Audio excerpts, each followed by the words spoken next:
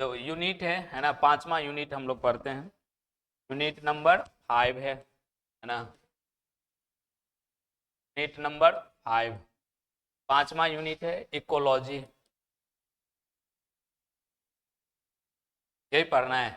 Ecology है, इसको हम लोग बोलते हैं पारितंत्र।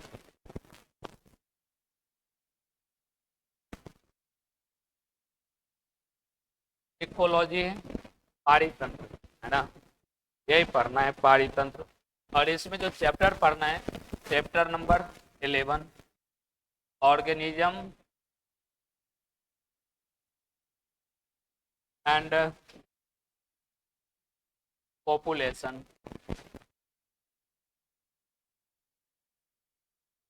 जीवों और जीवों एवं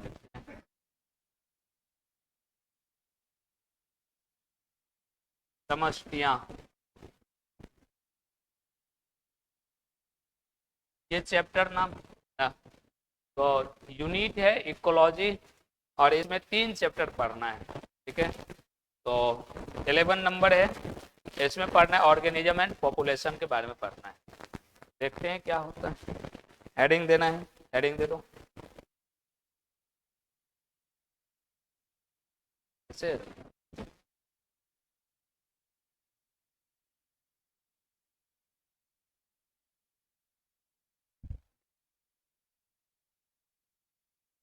क्या बंद कर दें,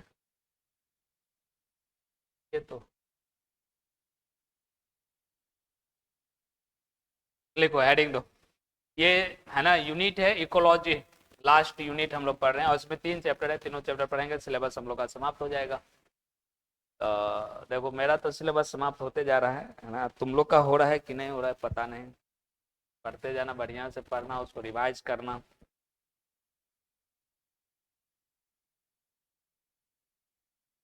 देखो इकोलॉजी है, पहले इसी से समझते हैं कि इकोलॉजी क्या होता है। बताओ, इकोलॉजी, इकोलॉजी दो ग्रीक वर्ड से मिलकर के बना होता है। कितने? दो ग्रीक वर्ड से मिलकर के बना होता है। अब दो ग्रीक वर्ड कौन कौन होता है? दो ग्रीक वर्ड से मिलकर के बना होता है।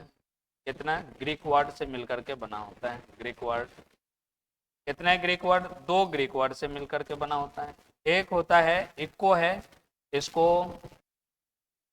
आइकोस पढ़ते हैं, इसका मतलब होता है हैबिटेट, हैबिटेट, या इसी को हम लोग इन्वायरमेंट के नाम से भी जानते हैं, इन्वायरमेंट। और दूसरा है लोजी, इसको बोलते हैं लोगस, और लोगस का मतलब होता है टू स्टडी, टू स्टडी, है ना। इसका मतलब हुआ कि इकोलॉजी क्या बोलेंगे? इकोलॉजी हम लोग कहेंगे कि, है ना, इकोलॉजी हम लोग क्या कहेंगे? इकोलॉजी हम लोग कहेंगे ये दो ग्रीक वर्ड से मिलकर के बना हुआ है, जिसमें एनवायरनमेंट के बारे में स्टडी किया जाता है। तो इसको हम लोग क्या बोलेंगे? इकोलॉजी कहेंगे। यानी इसको और अगर बेटर से समझना है तो ऐसे हम लोग कह सकते हैं कि इकोलॉजी जो होता है जीव विज्ञान का क्या है? एक ब्रांच है, और इसमें, है ना, इसमें जीव और उनके इन्वायरमेंट के बारे में, या उनके बीच में जो कोई भी जीव है, जीव और पर्यावरण के बीच में जो पारस्परिक संबंध है, उसके बारे में जो अध्ययन किया जाता है, उसी को क्या बोलते हैं? इकोलॉजी कहते हैं।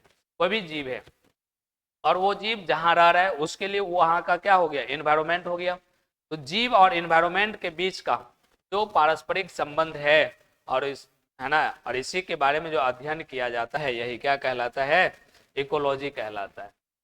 तो इकोलॉजी का डेफिनेशन हम लोग ऐसे लिख सकते हैं, है ना, ऊपर से ये हेडिंग दिया होगा, लिख लो, ये लिखो, और उसके बाद डेफिनेशन लिखते हैं, डेफिनेशन लिख लेना इकोलॉजी का।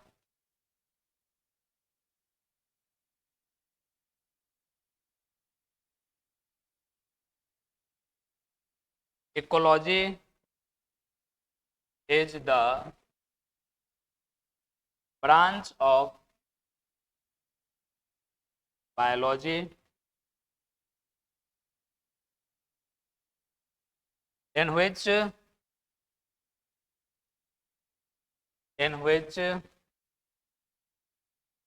a study of relation between organism and its environment,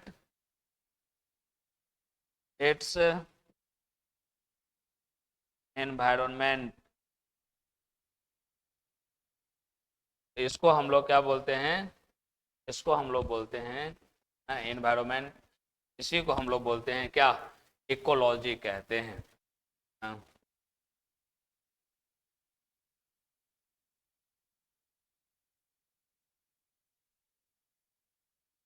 पारितंत्र जीव विज्ञान की वह शाखा है, वह शाखा है जिसमें जिसमें जीव तथा उनके वातावरण के पारस्परिक संबंध को के पारस्परिक संबंध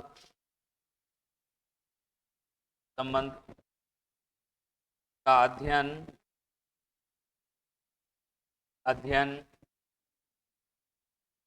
किया जाता है, अध्ययन किया जाता है।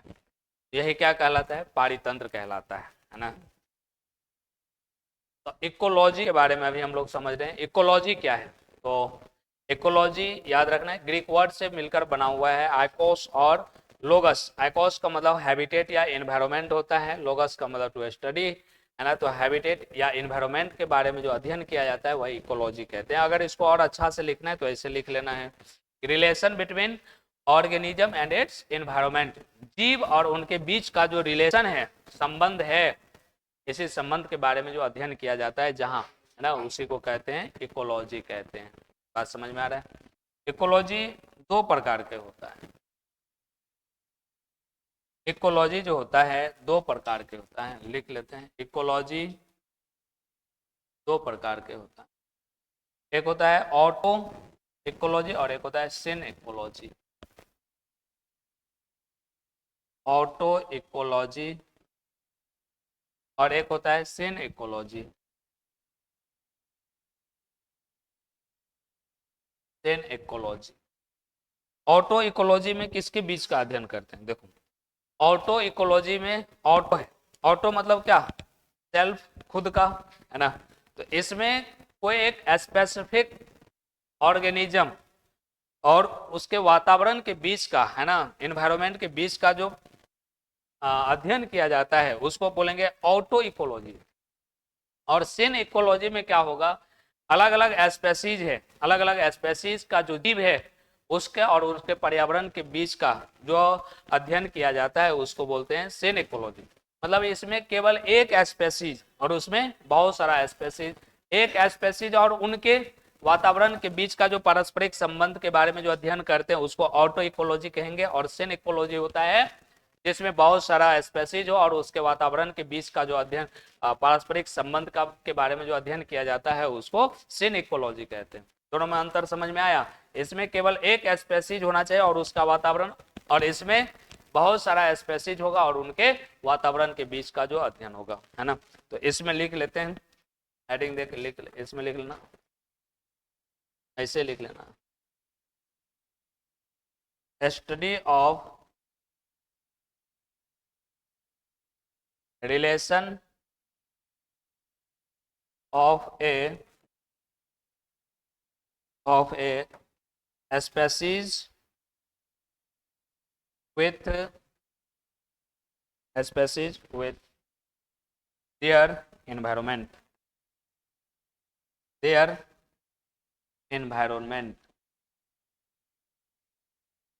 है ना। तो इसको हम लोग बोलेंगे ऑटो इकोलॉजी। और इसमें सिंपल सा लिख, इसमें भी study of relation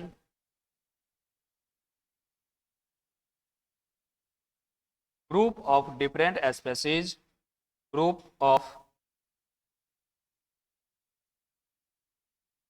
different species with their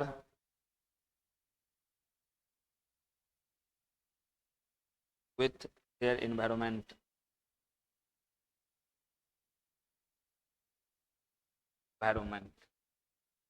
तो देख लो दोनों को।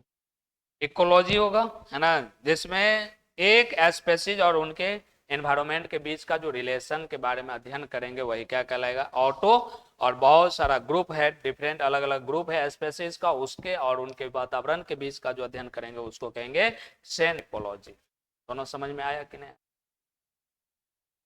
अब हम लोग इसमें कुछ नाम लिखते हैं, नाम याद रखना है। टर्म इकोलॉजी, है ना, कौन दिया था? टर्म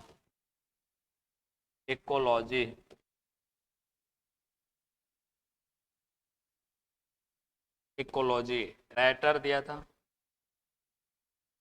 ठीक है। इकोलॉजी करेक्टली डिफाइंड कौन किया था? इकोलॉजी करेक्टली डिफाइंड, तो टर्म जो दिया था इकोलॉजी का राइटर दिया था, और डिफाइंड जो किया था करेक्टली ये हैकेल किया था ना, हैकेल किया था। फादर ऑफ इकोलॉजी किसको कहते हैं? Father of ecology, father of ecology Odum को कहा जाता है, ऑडम। और father of Indian ecology, father of Indian ecology, father of Indian ecology किसको कहा जाता है? ये कहा जाता है रामदेव मिश्रा, रामदेव मिश्रा। ये 4 पॉइंट इसको भी याद रखना है, ठीक है। 4 पॉइंट इसको भी याद रखना है, किसको कहा जाता है। तो इकोलॉजी, सबसे पहले हम लोग डेफिनेशन समझे, इकोलॉजी क्या होता है ना। और इकोलॉजी फिर कितने तरह के होता है, कितने वर्ड से बना हुआ है वो देखे, फिर कितने तरह का होता है। तो 2 तरह के, ऑटो इकोलॉजी, सिन इकोलॉजी। ऑटो इकोलॉजी में केवल एक स्पेसीज और उनके वातावरण के बीच का जो रिलेशन के बारे में अध्ययन करते हैं उसको कहते हैं ऑटो। और सिन इकोलॉजी बोलते हैं जो अलग अलग स्पेसीज और उनके वातावरण के बीच के बारे में जो अध्ययन, रिलेशन के बीच के बारे में जो अध्ययन करते हैं उसको कहते हैं सिन इकोलॉजी। तो इकोलॉजी का जो टर्म है वो टर्म कौन दिया था? राइटर दिया था, है ना। और इकोलॉजी को करेक्टली डिफाइंड कौन किया था?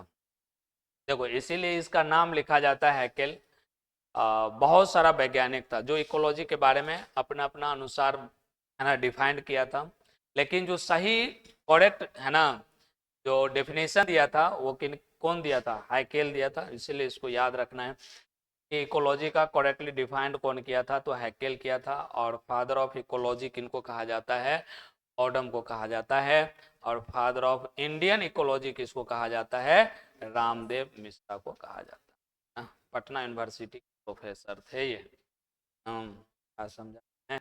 इनको कहा जाता है इंडियन इकोलॉजी कहा जाता है, फादर ऑफ इंडियन इकोलॉजी कहा। बात समझ में आया? लिखो, जल्दी से लिखो। अब हम लोग स्टार्ट करते हैं, है ना। अभी भी तो समझो कि अभी ट्रेलर चल रहा है, अभी इकोलॉजी के बारे में समझ रहे हैं। अब अगर कोई कहे, है ना, कि लेवल ऑफ ऑर्गेनाइजेशन के बारे में अगर कोई पूछे, सबसे अगर यूनिट कहा जाए कि एनवायरनमेंट का यूनिट क्या होता है, तो उसका जैसे हम लोग कह सकते हैं कि अगर कोई भी ना जीव है तो उसका यूनिट क्या होता है, तो क्या बोलते हैं? सेल बोलते हैं। वैसे ही अगर कहे कि इन्वायरमेंट का यूनिट क्या होता है, तो इसका यूनिट क्या होगा, ऑर्गेनिज्म होता है ना। ऑर्गेनिज्म जो होता है इसका यूनिट होता है, और बहुत सारा ऑर्गेनिज्म जब आपस में मिलता है तो पॉपुलेशन बनाता है। क्या बनाता है, पॉपुलेशन बनाता है। और जब बहुत सारा पॉपुलेशन आपस में मिलता है तो एक कम्युनिटी बनाता है, और बहुत सारा कम्युनिटी जब आपस में मिलता है तो ये बनाता है इकोसिस्टम बनाता है ना। क्या बनाता है, इकोसिस्टम बनाता है। और जब इकोसिस्टम बहुत सारा आपस में मिलता है तो लैंडस्केप बनता है, और जब लैंडस्केप एक साथ मिलता है तो बायोम, और उसके बाद जब बहुत सारा बायोम आपस में मिलता है तो बायोस्फीयर बनाता है। तो इसके बारे में अब हम लोग थोड़ा सा देखते हैं कैसे होता है। ये इसको एकदम याद रखना है ना। कई बार क्वेश्चन पूछता है कि फादर ऑफ इकोलॉजी कौन है, ऑडम। इंडियन फादर ऑफ इकोलॉजी कौन है, रामदेव मिश्रा, है ना। करेक्टली डिफाइन कौन किया था इकोलॉजी का, तो हैकेल। और इकोलॉजी टर्म कौन दिया था, रेटर ना। तो इसको याद रखना है। अब अगला हम लोग लिखते हैं लेवल ऑफ ऑर्गेनाइजेशन के बारे में थोड़ा सा समझते हैं क्या होता है। हेडिंग देना है लेवल ऑफ ऑर्गेनाइजेशन।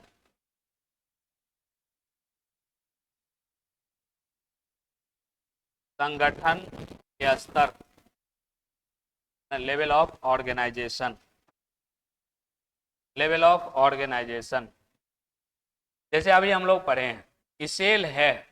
अब सेल जब ग्रुप बनाता है तो क्या बनाता है, टिश्यू बनाता है। जब टिश्यू ग्रुप बनाता है तो ऑर्गेन बनाता है। जब ऑर्गेन एक ग्रुप बनता है तो ऑर्गेन सिस्टम बनाता है ना। और जब ऑर्गेन सिस्टम ग्रुप बनता है ये बनाता है ऑर्गेनिज्म, है कि नहीं। और जब यही ऑर्गेनिज्म, जब ये ऑर्गेनिज्म आपस में एक साथ आता है, बहुत सारा ऑर्गेनिज्म, तो बनाता है पॉपुलेशन। क्या बनाता है, पॉपुलेशन बनाता है। और ये पॉपुलेशन जब बहुत सारा मिलता है तो बनता है कम्युनिटी बनता है ना, कम्युनिटी। और बहुत सारा कम्युनिटी जब आपस में मिलता है ये बनाता है इकोसिस्टम, है ना, इकोसिस्टम। और जब इकोसिस्टम बहुत सारा मिलता है तो ये बनाता है लैंड एस्केप। और जब लैंड एस्केप बहुत सारा मिलता है तो ये बनाता है बायोम। और जब बायोम बहुत सारा आपस में मिलता है तो ये बनाता है बायोस्फीयर। ना बात समझ में आ रहा है। ये है पूरा का पूरा सेल से लेकर के और पूरा इन्वायरमेंट, पूरा वातावरण, है ना, एक दूसरे से सब कनेक्टेड है ना? सब का सब क्या है, कनेक्टेड है। अब बताओ, बायोस्फीयर है, और बायोस्फीयर लास्ट में हम लोग इसी को बोलते हैं, क्या है ये, इन्वायरमेंट है ना, इन्वायरमेंट है। तो इसी इन्वायरमेंट में जो रहता है, अब बताओ, सब एक दूसरे से कनेक्टेड है। अगर सब है, इन्वायरमेंट नहीं है तो कोई जीव नहीं रहेगा। अगर सब जीव है ना, इन्वायरमेंट नहीं रहेगा तो कोई जीव भी नहीं रहेगा। बात समझ, आपस में सब एक दूसरे से क्या है, कनेक्टेड है, लिंकेड है, और सब एक दूसरे पर डिपेंडेंट है। ऐसा नहीं, अब मान लो हम लोग जहां पर रह रहे हैं, जिस पर्यावरण, जिस वातावरण, जहां हम लोग का आवास है, रह रहे हैं, वहां का पर्यावरण के साथ हम लोग का कोई रिलेशन है या नहीं है, बताओ। सबसे ज्यादा अगर रिलेशन है तो उसी के साथ रिलेशन है। अगर वो है तो हम लोग हैं, हम लोग हैं तो वो है। अगर इन्वायरमेंट देख रहे हैं, अभी थोड़ा सा भी दूषित हो जाता है तो क्या क्या है ना, हो जाता है। जैसे मान लो अभी कुछ दिन पहले है ना, अब पानी नहीं हो रहा था, बुखार हो रहा था, इतना ज्यादा पानी आ गया, बाढ़ आ गया, कितना गांव के गांव।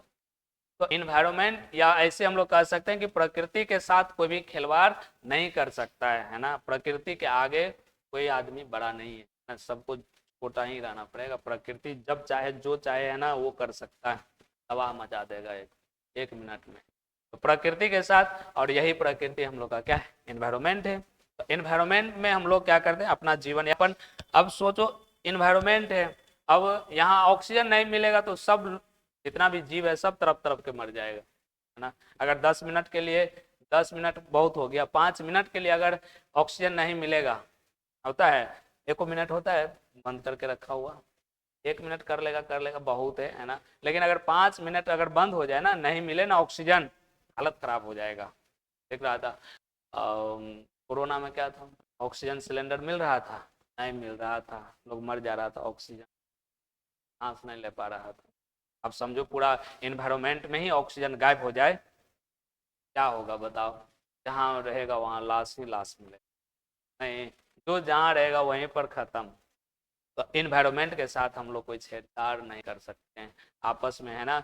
जितना हम लोग का एक व्यक्ति से दूसरे व्यक्ति में लगाव होता है, उससे कहीं ज़्यादा लगाव होना चाहिए इन्वायरमेंट के साथ।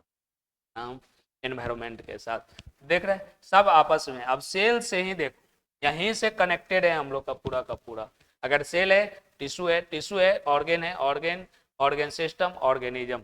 अब बहुत सारा ऑर्गेनिज्म मिलेगा, population, community, ecosystem, landscape, biome और बायोस्फीयर, है कि नहीं। तो इस तरह से सारा, तो लेवल ऑफ ऑर्गेनाइज हेडिंग दिया है। इतना बात हम लोग इसमें नहीं लिखेंगे, है ना, बस ऑर्गेनिज्म से हम लोग को जानना है। ये सब तो पहले से जानते हैं, है ना, लिखे हुए, तो इतना नहीं, डायरेक्ट ऑर्गेनिज्म से हम लोग लिखते हैं।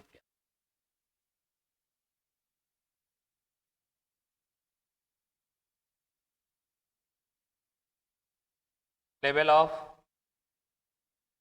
Organisation, level of organisation. देखो सबसे पहले क्या आया है? सबसे पहले है ना ऑर्गेनिज्म। ऑर्गेनिज्म है, ऑर्गेनिज्म अगर एक साथ मिला तो क्या बनाएगा? पॉपुलेशन। और जब पॉपुलेशन एक साथ आया, तो पॉपुलेशन एक साथ आएगा तो क्या बनेगा बताओ? कम्युनिटी।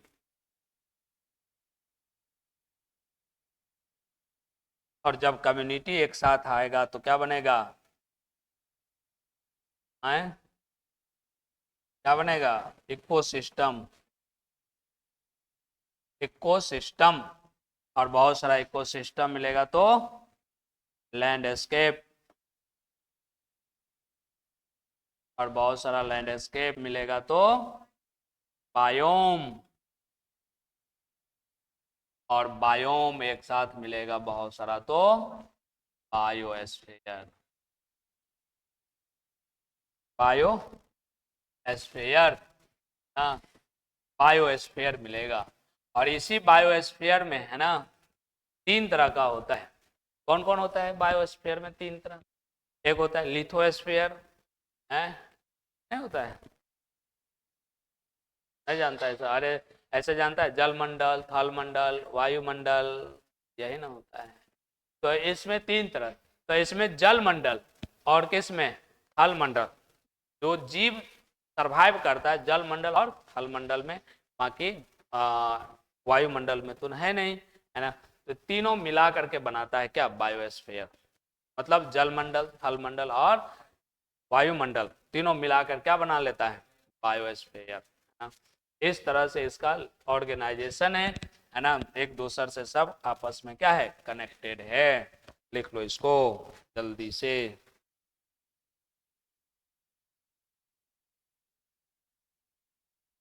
लिखो, जल्दी लिख लो।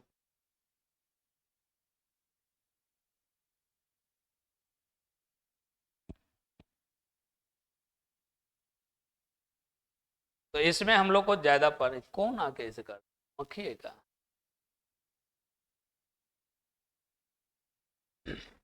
तो इसमें मेन रूप से हम लोग को इस चैप्टर में क्या पढ़ना है बताओ? इस चैप्टर में हम लोग हेडिंग लगाए थे, चैप्टर क्या लिखे थे बताओ? ऑर्गेनिज्म एंड पॉपुलेशन, ये ना लिखे थे। तो इसमें हम लोग को बस यही दोनों पढ़ना है। उसके बाद अलग सा एक चैप्टर हम लोग को इकोसिस्टम पढ़ना है, तो पढ़ेंगे।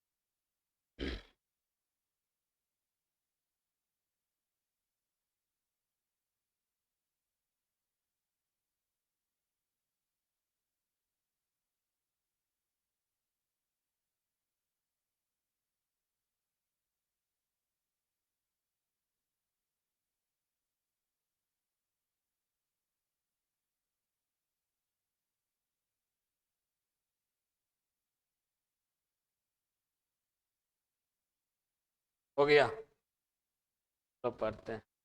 ये हो गया। देखो इसमें मेन रूप से हम लोग को क्या पढ़ना है, ऑर्गेनिज्म और पॉपुलेशन के बारे में मेन रूप से पढ़ना है। उसके बाद अगला चैप्टर हम लोग को एक है इकोसिस्टम, वो पढ़ना है ना। तो पढ़ते हैं यहीं से, है ना। ये चैप्टर का हेडिंग हम लोग लगाए थे, इसमें हम लोग देखते हैं। अब एक बात बताओ, अगर कोई भी इन्वायरमेंट है ना, कहीं का भी कोई भी हैबिटेट है, तो हैबिटेट में कितना फैक्टर होता है, कौन कौन सा फैक्टर होता है उसके बीच में, बताओ कौन फैक्टर होता है। तो केवल कितना, दो फैक्टर होता है ना। कितना फैक्टर होता है, दो फैक्टर होता है। कौन कौन फैक्टर होता है, एक होता है बायोटिक और ए बायोटिक। मतलब सजीव होगा कोई भी, कहीं का भी एनवायरमेंट है या हैबिटेट है, या फिर हम लोग जहाँ रहते हैं, है ना, वहाँ का एनवायरमेंट जो बना होता है केवल दो फैक्टर से बना होता है, या तो सजीव होगा या फिर निर्जीव होगा। इसके अलावा और कुछ होगा, इसके अलावा और कुछ नहीं। अब नाम रखेंगे वो अलग अलग बात है। अब मान लो पंखा है, क्या है, निर्जीव है, तो निर्जीव में आ गया है। अब कहेगा कि घर में चूहा है, तो चूहा भी है लेकिन सजीव है, तो क्या आएगा, सजीव में आ गया, है कि नहीं। तो दो ही चीज होता है, कोई भी हैबिटेट है तो या कोई भी एनवायरमेंट है, अगर उसमें बात करें कितना फैक्टर है, तो दो फैक्टर से बना होता है, एक बायोटिक और दूसरा एबायोटिक फैक्टर होता है उसमें, है ना। तो देखते हैं कि एबायोटिक और बायोटिक में क्या क्या है। हेडिंग लेना है हैबिटेट ऑफ लिविंग ऑर्गेनिज्म।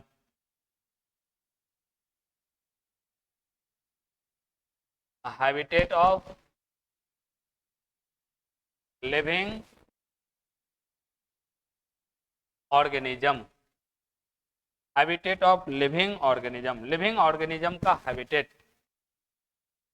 देख लेते हैं, डायरेक्ट लिख लो, इंक्लूड्स टू फैक्टर्स। कितना फैक्टर, दो फैक्टर इसमें होता है। पहला बायोटिक, बायोटिक फैक्टर, और दूसरा एबायोटिक फैक्टर। बायोटिक फैक्टर और एबायोटिक फैक्टर। बायोटिक का मतलब होता है जैवीय, जैवीय कारक और अजैवीय कारक, जैवीय कारक और अजैवीय कारक, जैवीय कारक और अजैवीय कारक।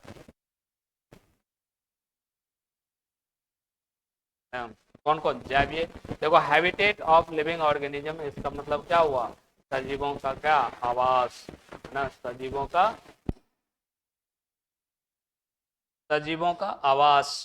इसमें कितना फैक्टर, दो फैक्टर। कोई भी सजीव जैसे हम ही लोग या कोई भी वहां लिविंग, वहां का आवास जो होगा, है ना, कितने फैक्टर होगा उसमें, दो फैक्टर होगा। एक तो होगा बायोटिक फैक्टर और दूसरा एबायोटिक फैक्टर। बायोटिक का मतलब सजीव और एबायोटिक का मतलब निर्जीव। देखो ये जो यूनिट है ना, इस यूनिट से लगभग 20 से 25 क्वेश्चन, 25 नंबर का क्वेश्चन आता है। 20 से 25 नंबर का क्वेश्चन इन्हीं यूनिट से आता है, और ये यूनिट है एकदम आसान है। अब बताओ सजीव कारक, निर्जीव कारक, और सजीव में क्या क्या आएगा। तो जो सजीव है सजीव होगा, निर्जीव है तो निर्जीव में क्या क्या आएगा सब। मतलब इतना आसान ये यूनिट है कि अगर ध्यान से सुन लेगा ना बढ़िया से, तो भी लिख देगा। और अल्लर बल्लर नहीं लिखना है, जो फैक्ट पॉइंट है वो चीज लिखना है, ठीक है। तो अपना मन से भी इसमें लिख सकते हैं, कोई जरूरी नहीं है कि जो हम बात बोल रहे हैं, लेकिन हम तो लिखाएंगे जो मेन मेन पॉइंट है ना, वो पॉइंट लिखाएंगे, तो उसको अपना हिसाब से भी लिख सकता है, इसमें कोई बड़ी बात नहीं है। और सबसे आसान यूनिट ये है ना। लिखते हैं पहला बायोटिक फैक्टर, बायोटिक फैक्टर,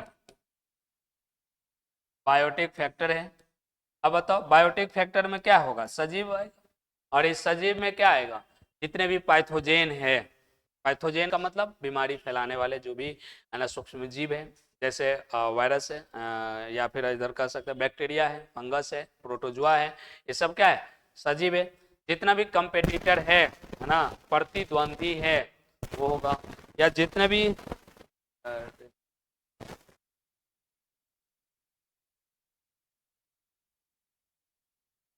ना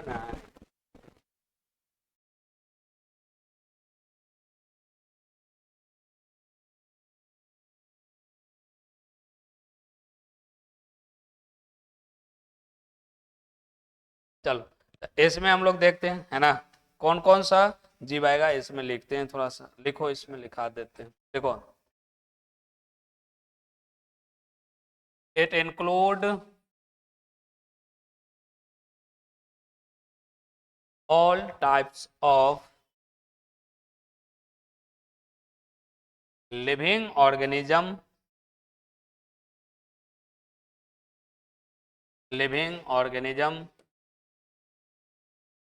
such as pathogen,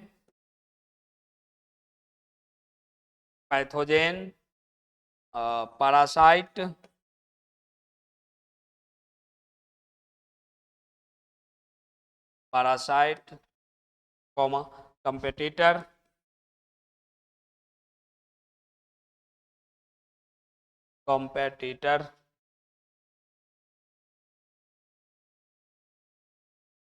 living organism, living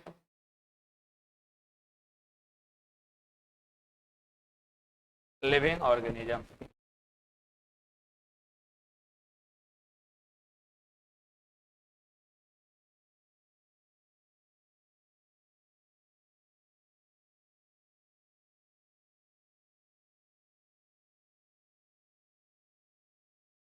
के जैवीय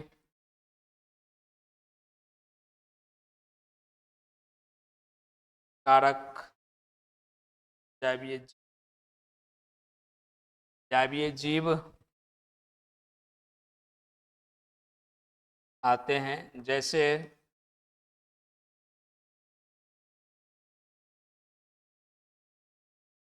बीमारी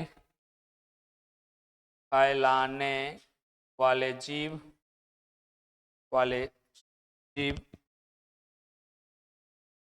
जीव परजीवी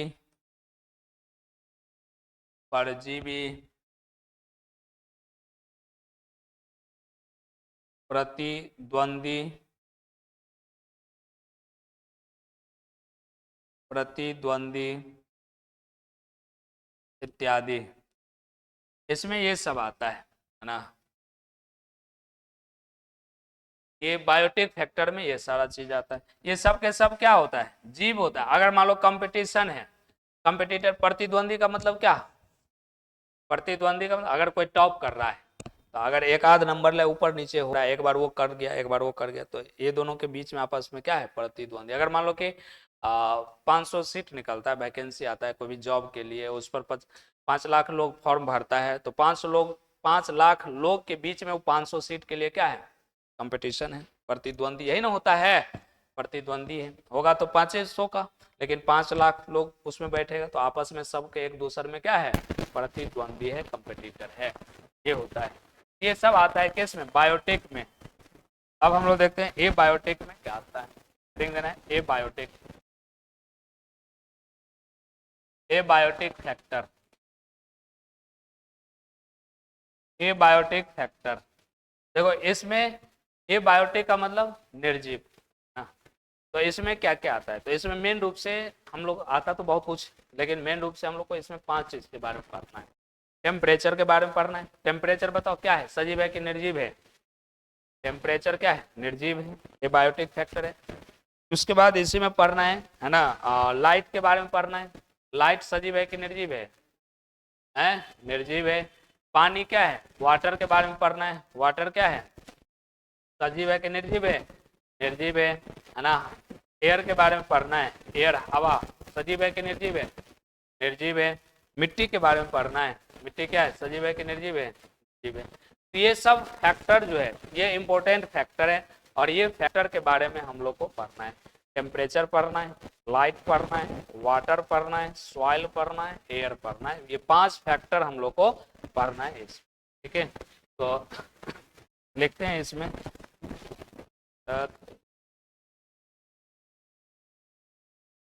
देखो, it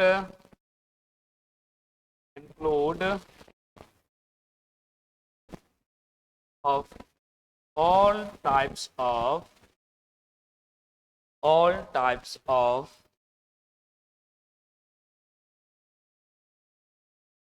non living factors, non living factors इसी में लिखते हैं सम इम्पोर्टेंट आर, इसमें कुछ क्या है, इम्पोर्टेंट है।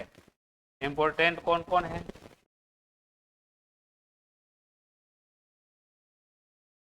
कुछ इम्पोर्टेंट है, इम्पोर्टेंट का नाम लिखते हैं। पहला टेम्परेचर को बोलते हैं तापमान,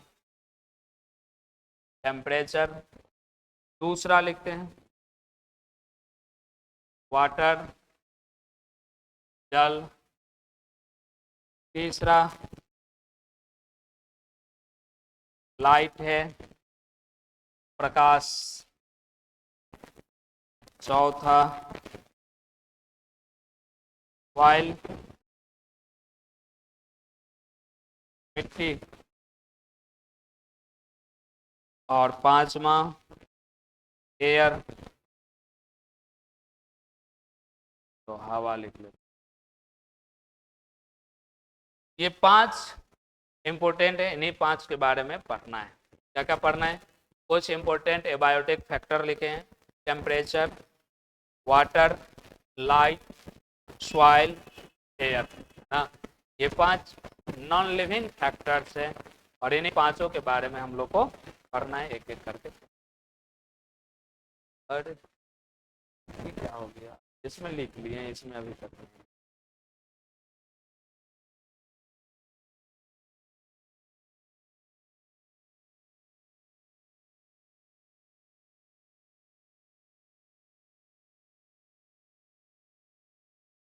डेट से लिखाएगा क्या,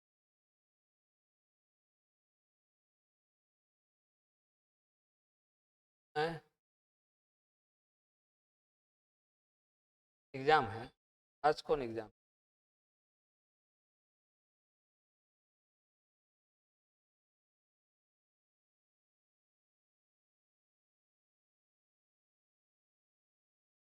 लिखा गया। तो पहला हम लोग पढ़ेंगे, इसमें पांचों को पढ़ना पड़ेगा, है ना। पहला टेम्परेचर है, वाटर, लाइट, सॉइल, एयर। पहले हम लोग पढ़ेंगे टेम्परेचर के बारे में पढ़ेंगे, फिर टेम्परेचर से वाटर, लाइट, सॉइल, एयर सब के बारे में पढ़ेंगे। अच्छा बताओ, क्या नहीं जानता है, तापमान के बारे में नहीं जानता है क्या, है? जानता है कि नहीं जानता है, बताओ कौन। तापमान पढ़ना है। उसके बाद और क्या पढ़ना है, उसके बाद पढ़ना है जल के बारे में, है ना। पानी के बारे में नहीं जानता है क्या, पानी के बारे में पढ़ना है। फिर प्रकाश के बारे में पढ़ना है, मिट्टी के बारे में पढ़ना है, हवा के बारे में पढ़ना है। तो पहला हेडिंग लगाते हैं टेम्परेचर। देखो तापमान, पहला हेडिंग देना है तापमान। इसको क्या हो गया है,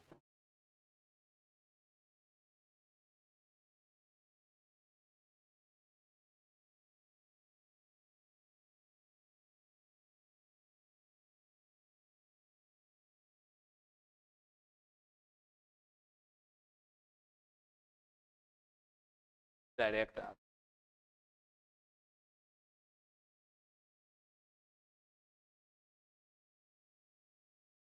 चलो छोड़ो, लिखो टेम्परेचर पढ़ते हैं। टेम्परेचर,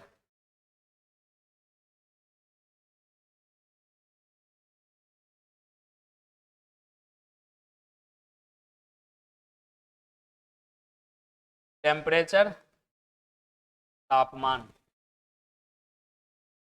टेम्परेचर तापमान।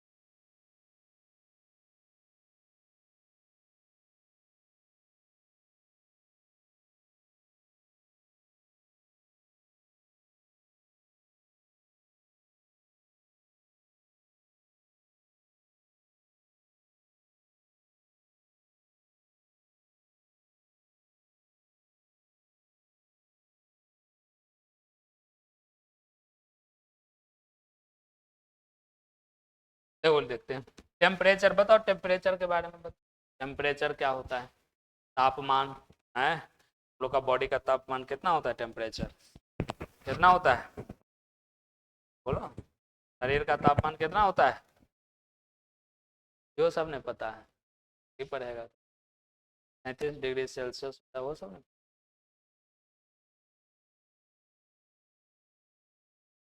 है ना? तो ए बायोटिक फैक्टर के लिए ये टेम्परेचर जो होता है, टेम्परेचर क्या होता है? इंपॉर्टेंट फैक्टर होता है। देखिए ना, कैमरा यहाँ लिख रहे हैं, आइए नहीं रहा है।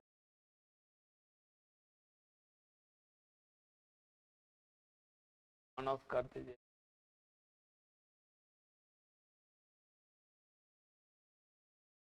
रुक गया।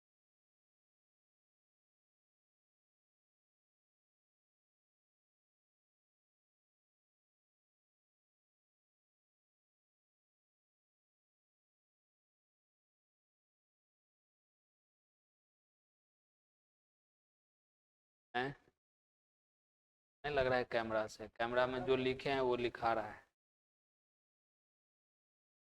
है, गड़बड़ है।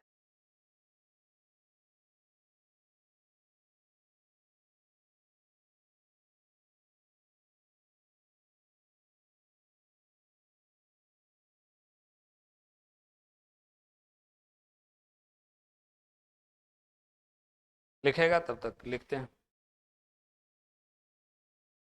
हम्म।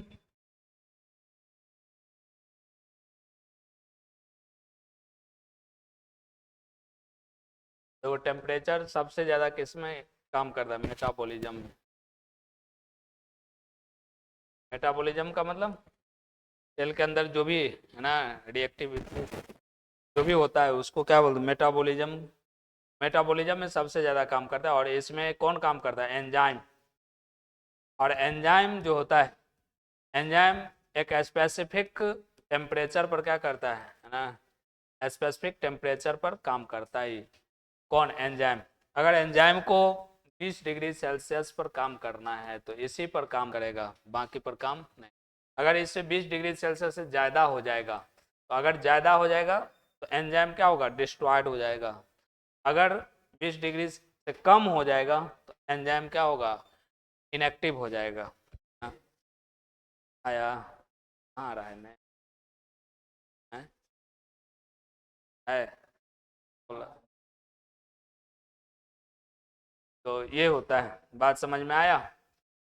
मतलब टेम्परेचर जो है, टेम्परेचर कोई भी हैबिटेट में, या ऐसे हम लोग कह सकते हैं कि ये बायोटिक फैक्टर का क्या है? एक इम्पोर्टेंट फैक्टर है। कौन?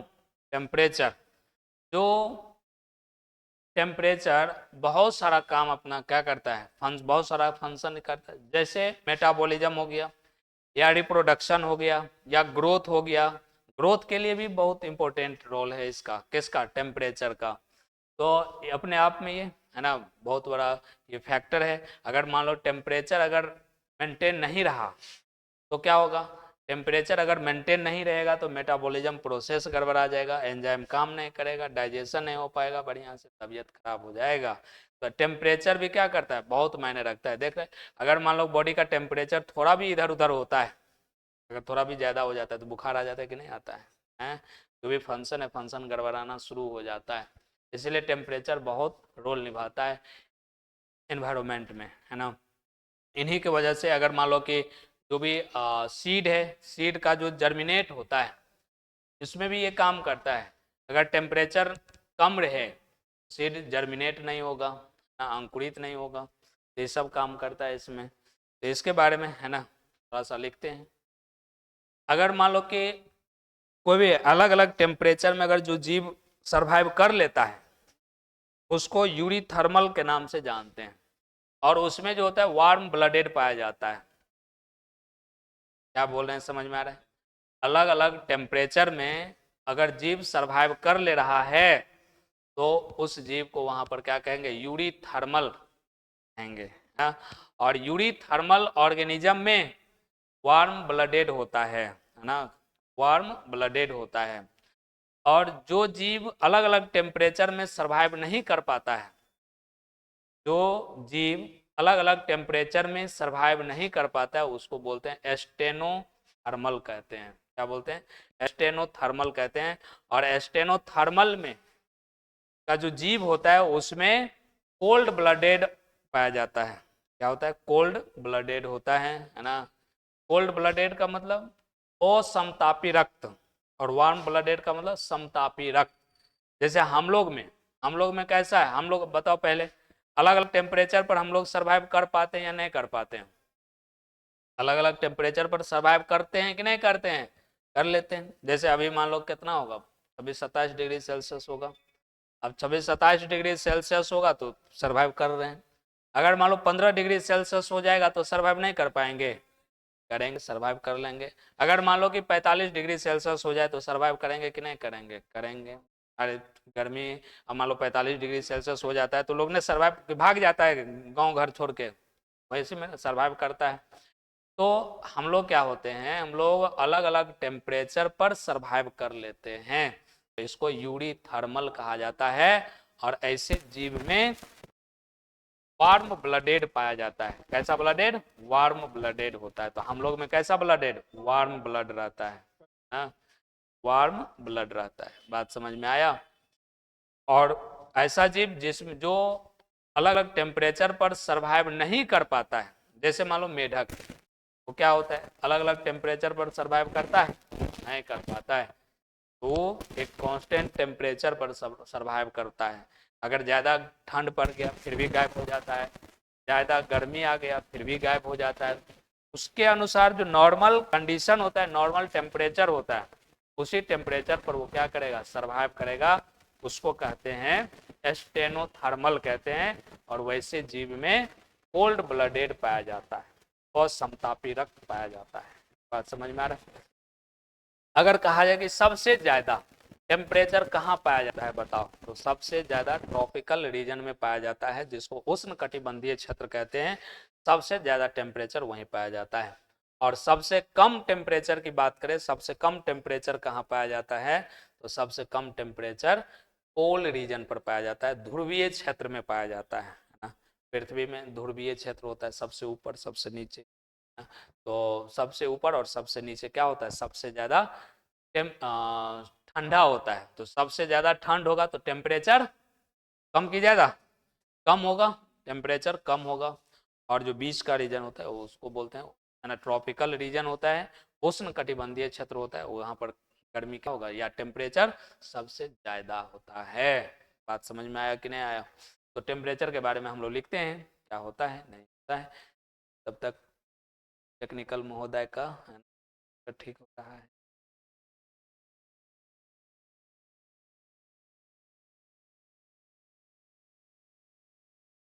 देखो जैसे मान लो कि ये पृथ्वी, हाँ, मान लो कि ये ठीक है, यहाँ विषुवत रेखा होता है, ठीक है, यहाँ ट्रॉपिकल रीजन, ये पोल होता है, पोल है, और नीचे ये भी पोल है, ठीक है। पोल से है ना, पोल से विषुवत रेखा की तरफ अगर जाएंगे तो टेम्परेचर बढ़ेगा। क्या होगा? टेम्परेचर पोल से, चाहे ऊपर से हो या नीचे से, ऊपर से भी पोल से विषुवत रेखा की तरफ आएगा तो टेम्परेचर बढ़ेगा। ठंडा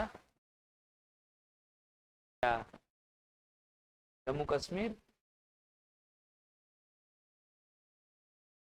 वहां पर तुमको बनाना ना पड़ेगा, ये पूरा विश्व का हो गया, इंडिया का नहीं है। अभी तुमको यहाँ बनावे पड़ेगा, तब ना उस हिसाब से देखा जाएगा। तो ऊपरे ना होगा या ऊपर होता है? हाँ ऊपर रहता है, ऊपर होता है, ये पोल की तरफ होता है। और जो इसमें साउथ में नहीं देखता है, विषुवत रेखा से थोड़ा ऊपर है, तो साउथ में ये आता है, इसमें ट्रॉपिकल रीजन में साउथ में ज़्यादा गर्मी पड़ता है। हाँ इसीलिए इससे सटा हुआ है, इसलिए ज़्यादा गर्मी। ज्योग्राफी पढ़ेगा उस सब में ये सब पढ़ना नहीं आ रहा है।